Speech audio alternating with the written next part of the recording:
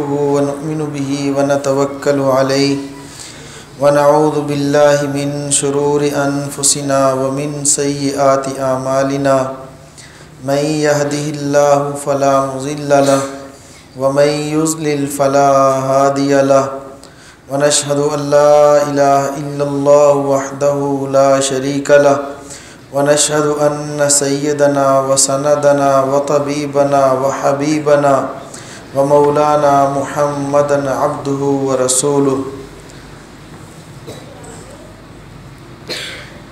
قال الله تبارك وتعالى في كلام المجيد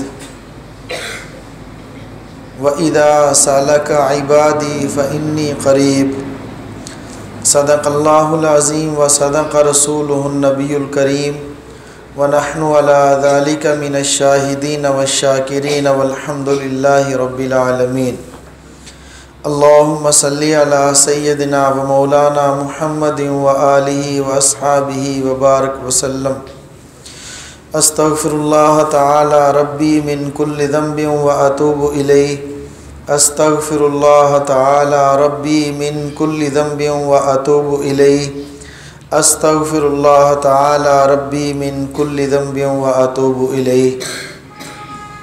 اللہ جل جلالہ کا لاکھ لاکھ شکر ادا کرتے ہیں کہ اللہ رب العزت نے ہمیں ہزارہا نعمتوں سے نوازا ہے۔ اللہ رب العزت کی بڑی ہی نعمتیں ہیں اور جتنا شکر ادا کیا جائے وہ کم ہے۔ ہم اللہ کی دی ہوئی نعمتوں کا نہ تو شکر ادا کر سکتے ہیں اور نہ ہم اللہ رب العزت کی نعمتوں کو گن سکتے ہیں۔ استحضار تھوڑا سا ہو جائے اور ہر وقت انسان کو چاہیے کہ وہ اللہ کی دی ہوئی نعمتوں کا استحضار رکھے، اپنے سامنے ان کو رکھے۔ جب نعمتیں سامنے ہوں گی تو پھر اللہ رب العزت کا شکر ادا کرنے کی توفیق بھی مل جائے گی اور انسان اس پر اللہ کا شکر بھی ادا کرتا ہے۔ اللہ رب العزت نے ہمیں سننے کو کان دیے ہیں، اگر نہ ہوتے تو ہم بہرے ہو جاتے۔ اللہ جل جلالہ نے دیکھنے کو آنکھیں دی ہیں، اگر آنکھوں میں بینائی نہ ہوتی تو اندھے ہوتے۔ اللہ جل جلالہ نے اظہار معافی ضمیر کے لیے زبان دی ہے، ہم بولتے ہیں۔ اگر زبان نہ ہوتی تو ہم گونگے ہوتے اور بولنے سے محروم رہ جاتے۔ سننا کیا ہے، بات کیا ہے، سننے کی صلاحیت کے لیے، سننے کے لیے اللہ جل جلالہ نے کان جیسی نعمت عطا فرمائی، اور اللہ رب العزت نے ہمیں انسان بنایا ہے۔ کوئی جانور بنا کر ہماری نکیل کسی انسان کے ہاتھ میں نہیں تھما دی۔ اللہ رب العزت کا بڑا ہی شکر ہے، بڑی نعمتوں سے اللہ رب العزت نے ہمیں نوازا ہے۔ صحت عطا فرمائی ہے، بیماری نہیں دی، ہمیں مال دیا ہے، ہمیں مانگنے پر مجبور نہیں کیا۔ ہم لوگ اپنے گھر سے نکلتے ہیں تو گھر والے پوچھتے ہیں کہ آج کیا پکانا ہے۔ کبھی ایسا موقع نہیں آیا کہ مانگنا پڑ جائے کہ ہمارے گھر میں کچھ نہیں ہے تو کچھ دے دو، ہم نے کھانا ہے۔ یہ اللہ رب العزت کا بڑا شکر ہے۔ صحیح وجود ہے، چلتے ہیں پھرتے ہیں، سب کچھ اللہ رب العزت نے دیا ہے، اور اس سے بڑھ کر اس گئے گزرے دور کے اندر اللہ رب العزت نے ہمیں دین والی نعمت بھی عطا فرمائی ہے اور دین ملنے کا ماحول بھی عطا کیا ہے۔ اللہ رب العزت نے ہمیں ایسے افراد کے ساتھ، ایسے لوگوں کے ساتھ وابستہ کیا ہے جن کی برکت سے اللہ رب العزت نے ہمیں دین پر عمل کرنے کی توفیق عطا فرمائی ہے۔ یعنی اپنے پیر و مرشد ہمارے شیخ، اللہ رب العزت ان کے علم میں، عمل میں، عمر میں برکت عطا فرمائے۔ بعض لوگ یوں کہہ دیتے ہیں کہ میری عمر بھی اللہ ان کو لگا دے، یہ نہیں دعا کرنی چاہیے۔ میں دعا کے پر ہی انشاءاللہ کچھ باتیں عرض کروں گا۔ ہمیں اپنے اللہ سے مانگنا بھی نہیں آتا، ہم نے اللہ کی ذات کو قیاس کیا ہے دنیا کی بادشاہوں پر۔ ہم نے دنیا کے لوگوں پر، دنیا کے امیروں پر کہ آپ نے فلاں کو 200 مجھے دینا ہے، 200 اس کو دینا ہے، آپ مجھے 200 نہ دیں، اس کو دے دیں، یعنی ہم نے یہ سمجھا کہ اس کے پاس ہے ہی 400۔ ہم یوں کہیں کہ اللہ ہمیں بھی عمر دے، برکت والی دے، عافیت والی زندگی دے، ہمارے شیخ کی عمر میں بھی اللہ برکت عطا فرما دے۔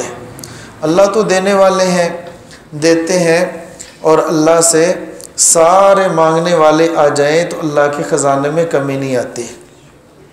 میرے اللہ کا خزانہ کتنا بڑا ہے، کتنا بڑا ہے، اتنا بڑے میرے اللہ خزانوں کے مالک ہیں۔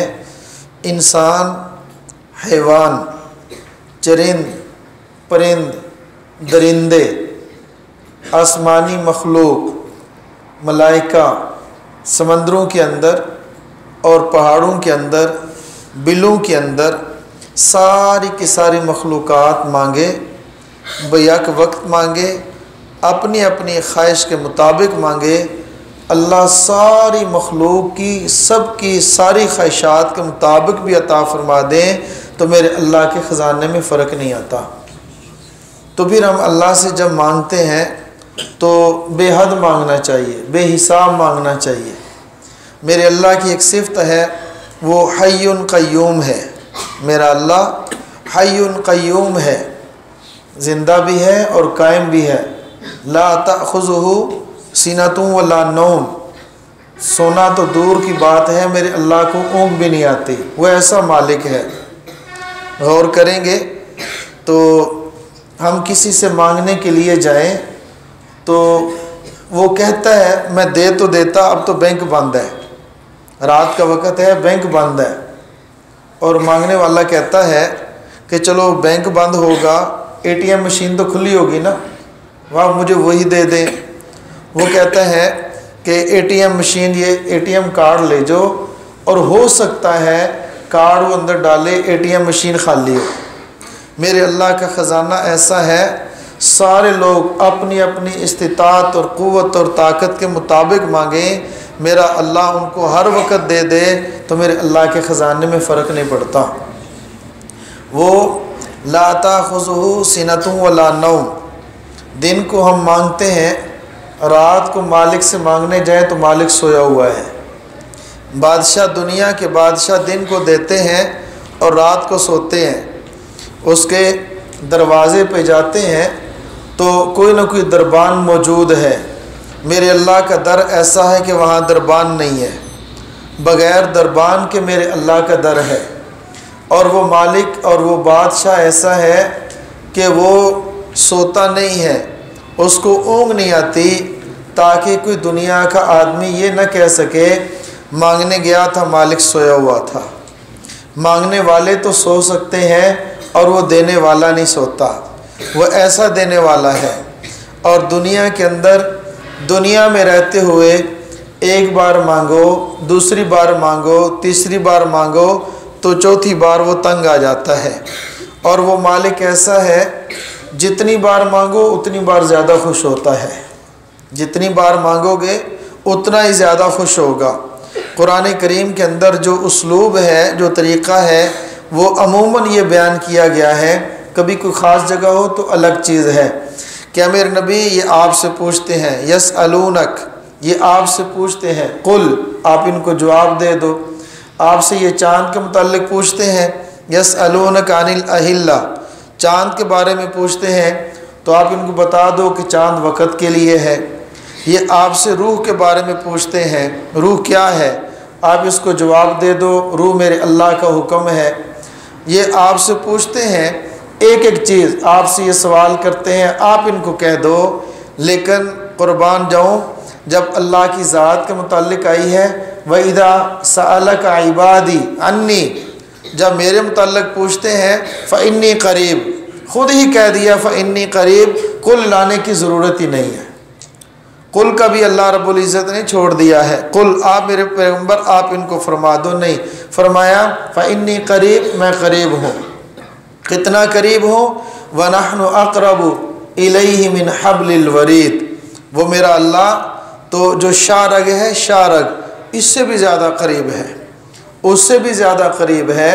تو میں یہ بات عرض کر رہا تھا اللہ رب العزت نے اتنی نعمتیں عطا فرمائی ہے، اور ہو سکتا ہے بہت ساری وہ نعمتیں ہوں جو ہمیں ملنا چاہیے، مانگیں گے تو ملیں گی، مانگنے پہ ملتی ہیں، اور کچھ ایسی ہیں جو ہم مانگتے ہیں ہمارے حق میں مفید نہیں ہوتی، اور پھر وہ میرا اللہ حکیم ہے، حکمت والا ہے، وہ عزیز ہے، زبردست ہے، قدیر ہے، قدرت والا ہے، طاقت والا ہے، دینا چاہے دے سکتا ہے، لیکن وہ دیتا نہیں ہے۔ کیوں نہیں دیتا؟ وہ میرا اللہ سمجھتا ہے کہ میرے بندے نے مانگ لیا ہے، اس نے تو مانگا اپنے علم کے مطابق، اس نے مانگا اپنی سوچ کے مطابق، لیکن میں سمجھتا ہوں کہ اس نے ٹھیک نہیں مانگا، اس نے صحیح نہیں مانگا، اب اس کو اس چیز کی ضرورت نہیں ہے۔ مثال کے طور پر ہم اللہ سے مال مانگتے ہیں، اے اللہ ہمیں مال عطا فرما، اے اللہ ہمیں مال عطا فرما، مال عطا فرما، لیکن ہم برکت والا مال نہیں مانگتے۔ جب مال مانگا تو عافیت والا یا برکت والا نہیں مانگا، مال تو کروڑوں آ گیا، لیکن اس کروڑوں مال کی وجہ سے جو اولاد تھی وہ مالدار ہونے کی وجہ سے نافرمان ہو گئی، وہ اولاد بے دین ہو گئی۔ یہ مال تو آیا ہے لیکن مال برکت والا نہیں آیا۔ آپ حضرات نے دیکھا اور سنا ہوگا بہت سارے لوگوں کو ایسے کہ وہ بات کرتے ہیں تو کہتے ہیں کہ ہم تو مانگتے ہیں ہماری قبول ہی نہیں ہوتی، ہم مانگتے تو ہیں ہماری دعا قبول نہیں ہوتی۔ حالانکہ یہ غلط ہے، ہر دعا ہر انسان کی قبول ہوتی ہے، ہر دعا ہر انسان کی قبول ہوتی ہے، لیکن وہ 3 صورتوں کے اندر یا 3 شکلوں کے اندر قبول ہوتی ہے۔ نمبر 1، جو مانگا وہی مل گیا، نمبر 1 جو مانگا وہی مل گیا، نمبر 2 جو مانگا وہ تو نہیں ملا لیکن اس کے بدلے میں اس پر کوئی مصیبت آنی تھی، اس مصیبت کو ٹال دیا گیا، اس مصیبت کو ٹال دیا گیا۔ نمبر 3 جو مانگا وہ بھی نہیں ملا، نمبر 2 مصیبت اور تکلیف بھی آ گئی، بیماری بھی آ گئی، پھر وہ مانگتا تو ہے لیکن وہ سمجھتا ہے میری دعا قبول نہیں ہوئی، تو اس کو آخرت کے لیے سٹور کر لیا جاتا ہے، ذخیرہ کر لیا جاتا ہے۔ جب قیامت کے بعد اعمال کا حساب کتاب ہوگا، میرا اللہ اپنے فرشتوں سے فرمائیں گے کہ میرے بندے کو وہ دے دو، اس کو دے دیا جاتا ہے، یہ بھی آپ کا ہے، یہ بھی آپ کا ہے، یہ بھی آپ کا ہے۔ جب وہ اجر دیکھتا ہے، اجر دیکھ کر پوچھتا ہے کہ یہ کس کا بدلہ ہے، یہ کس کا بدلہ ہے، یہ کس کا بدلہ ہے؟ بتلایا جاتا ہے جو تو نے دعا مانگی تھی اس دعا کو قبول تو کیا گیا تھا، جو تو نے مانگا تھا وہ نہیں دیا گیا، تو اس کے بدلے میں آج تجھے اس صورت کے اندر اجر دیا جا رہا ہے۔ انسان اس خواہش کا اظہار کرے گا کاش کہ میری ایک بھی دعا قبول نہ ہوتی، کاش دنیا کے اندر جو میں نے مانگا تھا اس صورت میں میری کوئی بھی دعا قبول نہ ہوتی، تو آج میری دعا کا ثمر مجھے آخرت کے اندر مل جاتا۔ کئی لوگ کہتے ہیں، آپ رات نے یہ بھی سنا ہوگا کہ مانگا تو ہے قبول نہیں ہوتا، اور اگر وہ مل بھی جائے یا دیر کے بعد ملتا ہے تو وہ کہہ دیتے ہیں کہ جملہ کہتے ہیں، دوسرا اس کو تسلی دے رہا ہوتا ہے۔ یہ میں بات عرض کر رہا ہوں، کئی لوگ کہتے ہیں 10 سال ہو گئے ہیں مانگ مانگ کے تھک گئے ہیں قبول نہیں ہو رہی، 10 سال ہو گئے ہیں، 20 سال ہو گئے ہیں، بہت مانگا ہے۔ جیسے نا امید سے ہو جاتا ہے نا، ایک نا امیدی کا اظہار کرتا ہے اور دوسرا اس کو تسلی دے رہا ہوتا ہے۔ جو نا امید ہے ظاہر وہ بھی غلط ہے، اور جو تسلی دے رہا ہے جن الفاظ کے اندر تسلی دے رہا ہے وہ الفاظ غلط ہیں۔ وہ کیا ہے؟ آپ رات نے سنا، وہ کہتے ہیں بھئی کوئی بات نہیں، اللہ کے ہاں دیر ہے اندھیر نہیں ہے، اللہ کے ہاں دیر ہے اندھیر نہیں ہے، یہ جملہ بھی غلط ہے۔ یہ نہیں کہنا چاہیے اللہ کے ہاں دیر ہے اندھیر نہیں ہے، نہ اللہ کے ہاں اندھیر ہے نہ اللہ کے ہاں دیر ہے، اندھیر بھی نہیں ہے اور دیر بھی نہیں ہے۔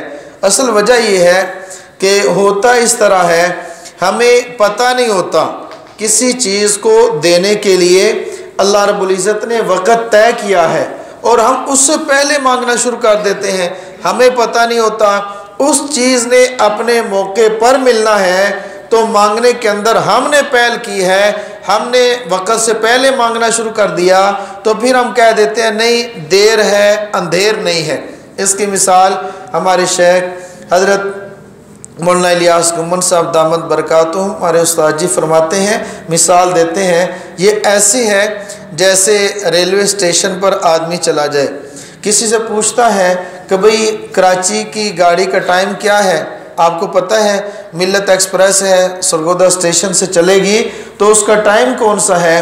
بتانے والے نے بتایا کہ اس کا ٹائم صبح 8 بجے ہے، صبح 8 بجے۔ اب وہ کیا کہتا ہے 7 بجے اسٹیشن پہ چلا جائے گا، 7 بجے گیا، وہاں سے جلدی جلدی اس نے ٹکٹ لے لی، اب ٹکٹ لے کر اسٹیشن پہ کھڑا ہے، اب 7 بج گئے، 7:30 بج گئے، 8 بج گئے، 9 بج گئے، 10 بج گئے، 11 بج گئے، 12 بج گئے، 1 بجے گاڑی آئی۔ 8 بجے وہاں اس کو پتا تھا کہ 8 بجے گاڑی آنی ہے، 8 کے حساب سے وہ 7:30 یا 7 بجے پہنچ گیا، گاڑی کا ٹائم تھا 1 بجے، وہ گاڑی آ گئی۔ اب یہ کہتا ہے کہ آج گاڑی لیٹ ہو گئی ہے، 5 گھنٹے گاڑی لیٹ ہو گئی ہے، تو آج 5 گھنٹے گاڑی دیر سے آئی ہے، گاڑی 5 گھنٹے دیر سے نہیں آئی، یہ 5 گھنٹے پہلے چلا گیا۔ کیوں بھی سمجھ آ رہی؟ یہ 5 گھنٹے پہلے چلا گیا۔ ہوتا یہ ہے کہ ایک انسان کے مقدر کے اندر اللہ رب العزت نے لکھا ہے، ایک آدمی شادی کرتا ہے، اس کو اولاد ملنی ہے لیکن اولاد 10 سال 11 سال کے بعد ملنی ہے، تو ظاہر انسان ہے وہ تو کہتا ہے آج آ جائے، ابھی آ جائے، 6 مہینے سال گزرتا ہے، اس کے بعد مانگنا شروع کر دیتا ہے اللہ اولاد دے دے اولاد دے دے، پھر وہ کہتے ہیں چلو شکر ہے آ تو گئی ہے، دیر سے آئی ہے، تو اللہ کے ہاں دیر ہے اندھیر نہیں ہے۔ ایسی بات نہیں ہے، نہ اندھیر ہے اور نہ ہی دیر ہے، ہم مانگنے کے لیے پہلے چلے جاتے ہیں، ہمیں وقت کا پتہ نہیں ہوتا۔ اور دوسری بات، ہم اللہ رب العزت سے مانگتے ہیں، کوئی ایک چیز کو مانگ لیا اور وہ ہمارے حق میں بہتر نہیں ہوتی، میرا اللہ اس چیز کو روک لیتا ہے، وہ چیز اس کو نہیں دیتا۔ جیسے مثال کے طور پر ایک بچہ ہے، بچے کے سامنے آگ کا انگارہ ہے، وہ آگ کے انگارے کو مانگتا ہے، صرف مانگتا ہی نہیں بلکہ اس کی طرف لپکتا بھی ہے، اس کی طرف محنت اور کوشش کرتا ہے، اس کو ہاتھ آگے بڑھاتا ہے، اس کو پکڑنے کی بھی کوشش کرتا ہے۔ اگر اس کی ماں ہے اس کا ہاتھ پکڑ کے اس کو جھٹک دیتی ہے، کیا ماں کو اپنے بچے سے پیار نہیں ہے؟ ماں کو اپنے بچے سے پیار ہے، اور وہ انگارہ خوبصورت بھی ہے اور وہ لپکتا بھی ہے، اس پہ جگڑتا بھی ہے اور وہ اس پہ روتا چیختا چلاتا بھی ہے، لیکن اس کی ماں اس کو اس انگارے کو پکڑنے نہیں دیتی، اور وہ مانگتا ہے، ماں اس کو دیتی بھی نہیں ہے۔ یہ تو ماں اور بچے کا معاملہ ہے، تو اللہ ماں کے دل کے اندر جو بچے کی محبت ہے، میرے اللہ کو اپنی مخلوق سے کہیں زیادہ اس سے محبت ہے، لیکن وہ انسان مانگتا ہے، انسان کے حق میں وہ بہتر نہیں ہوتی، پھر میرا اللہ اس کو دیتا بھی نہیں ہے۔ اب وہ سمجھتا ہے کہ میں نے مانگا مجھے ملا نہیں، میری دعا قبول نہیں ہوئی، تو ایک تو یہ ہے، اور دوسرا یہ ہم اللہ رب العزت سے جب مانگے تو اللہ رب العزت سے کیا کہتے ہیں مانگے، اور خوب مانگے، دن کو مانگے رات کو مانگے، جب اللہ تعالیٰ توفیق عطا فرمائے، جب موقع عطا فرمائے اور مانگے۔ اور فقیر جب مانگتا ہے تو مانگتے ہوئے شرم نہیں محسوس کرتا، مانگتا ہے تو مانگتے ہوئے شرم محسوس نہیں کرتا۔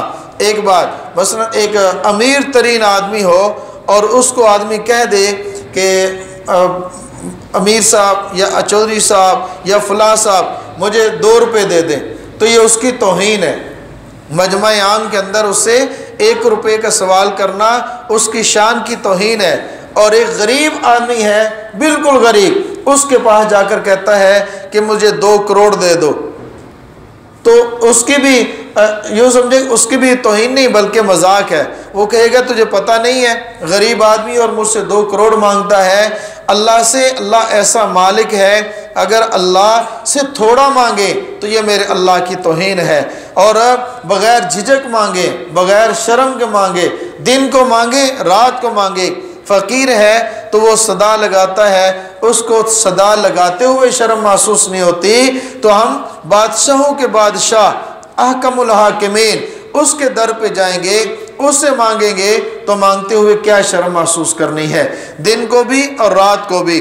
اور پھر مانگنے کا سلیقہ اور طریقہ, میں 1-2 باتیں عرض کر دیتا ہوں. دعائیں کیسے قبول ہوتی ہیں, بہت ساری چیزیں علماء نے لکھی ہیں. کھانا حلال کا ہو, لقمہ حلال کا ہو, اور حلال رزق کھائے گا تو اللہ سے مانگے گا, اللہ اس کی دعاؤں کو قبول فرمائیں گے. کہتے ہیں کہ ایک ظالم بادشاہ تھا, ظالم بادشاہ بہت ظلم کیا کرتا تھا, تو وہ ڈرتا بھی تھا بزرگوں سے, اولیاء اللہ سے ڈرتا بھی تھا کہ میرے حق میں انہوں نے بد دعا کر دی تو وہ بد دعا قبول ہو جائے گی. ایک دفعہ ان کو بلایا اور بلا کر حرام کا کھانا ان کو کھلا دیا. انہوں نے تو لا علمی میں کھایا, دعوت کی, دعوت کھلا دی, تو کہتے ہیں اب مجھے کوئی خطرہ نہیں ہے, اب یہ جو بھی دعا مانگیں گے تو وہ قبول نہیں ہوگی. تو یہ تو اگر لقمہ اندر حرام کا ہو تو وہ دعائیں قبول نہیں ہوتی. رزق حلال ہو, حلال رزق کے ساتھ اللہ سے مانگا جائے, اللہ رب العزت دعائیں قبول کرتے ہیں. اور 2-3 چیزیں یا 2-3 طریقے میں اپنے بزرگوں سے سنے ہوئے وہ میں آپ رات کی خدمت میں عرض کر دیتا ہوں. ہمارے استاد جی, ہمارے شیخ ایک مرتبہ جیل کے اندر تھے اور 302 کا کیس تھا, تو حضرت نے اپنے استاد جی کو خط لکھا, تو استاد جی نے 2 طریقے بتلائے دعا کے. وہ دعا کرنے کے 2 طریقے یوں سمجھے کہ مجرب ہیں, اللہ رب العزت ان کی برکت سے ضرور دعاؤں کو قبول کرتے ہیں. یعنی جس صورت میں جو چیز مانگی جائے وہی دیتے ہیں, اس صورت میں عرض کر رہا ہوں. باقی تو ہے ہی ہے, دعا تو قبول ہوتی ہے, کوئی بھی دعا رد نہیں ہوتی. اس کا طریقہ یہ ہے, نمبر 1 یہ کہ حضرت نبی کریم صلی اللہ تعالیٰ علیہ وسلم کا واسطہ دیا جائے, وسیلہ دیا جائے. وہ کس طرح کہ اے اللہ, اگر کوئی مومن بندہ پریشان ہوگا, تکلیف میں مبتلا ہوگا, تو شیطان تیرا دشمن ہے, وہ خوش ہوگا. مومن بندے کو تکلیف میں دیکھ کر شیطان خوش ہوتا ہے, وہ بہت راضی ہوتا ہے اور خوشیوں سے ناچتا ہے, خوش ہوتا ہے بہت. اور تکلیف ہو اور مصیبت ہو, اور تکلیف, تنگی, بیماری یا مصیبت کے اندر مومن بندہ ہو تو نبی کریم صلی اللہ تعالیٰ علیہ وسلم کو بہت دکھ ہوتا ہے. تو اے اللہ, مجھ پر یہ مصیبت اور تکلیف آئی ہے, اس مصیبت سے شیطان خوش ہو رہا ہے اور تیرے نبی کو دکھ پہنچتا ہوگا, تو اے اللہ میری اس تکلیف اور مصیبت کو دور فرما کر شیطان کی کمر کو توڑ دے, اپنے حبیب کو خوش کر دے, اپنے حبیب کو راضی کر دے. اور نمبر 2 دعا ہے. دعا کا سلیقہ کہ سورہ حشر کی آخری آیات, لو انزلنا هذا القرآن على جبل لرأيته خاشعا متصدعا من خشیۃ اللہ. یہاں اس سے پہلے دروشی پڑھے, 11 مرتبہ دروشی پڑھے اور یہ پھر آیات پڑھے. جب یہاں پہنچے لو انزلنا هذا القرآن على جبل لرأيته خاشعا متصدعا من خشیۃ اللہ, یا رک جائے, رک کر پھر 11 مرتبہ دروشی پڑھے, اور دروشی پڑھ کے پھر یہ نیت کرے کہ اے اللہ تیرا یہ اعلان ہے, اگر ہم اپنے اس کلام کو, اپنے اس قرآن کو نازل کرتے پہاڑوں پر, تو قرآن کے وجہ سے, قرآن کے نزول کی وجہ سے پہاڑ ریزہ ریزہ ہو جاتے اور اس کو وہ برداشت نہ کر سکتے. تو اے اللہ مجھ پر یہ مصیبت آئی ہے تو یہ بھی پہاڑ سے کم نہیں ہے, یا اللہ اس قرآن کی برکت سے میری مصیبت کے پہاڑ کو ریزہ ریزہ فرما دے. اللہ رب العزت اس تکلیف اور مصیبت کو دور فرما دیں گے. حضرت فرماتے ہیں کہ میں نے دعا کا اہتمام فرمایا, اللہ رب العزت نے میرے اس کیس کو ختم فرما دیا, 302 کے اندر بری ہو گئے. اور کیسے بری ہوئے میں وہ بھی تھوڑا سا عرض کر دیتا ہوں، آپ حیران ہوں گے۔ بندہ کچھ اور سوچتا ہے اور اوپر سے اسباب اور ہو رہے ہوتے ہیں، یعنی ترتیب اور لگ رہی ہوتی ہے، وہ آدمی حیران ہوتا ہے۔ جیلم کے اندر تھے اور کیس بھی جیلم کے اندر خصوصی عدالت کے اندر لگا تھا۔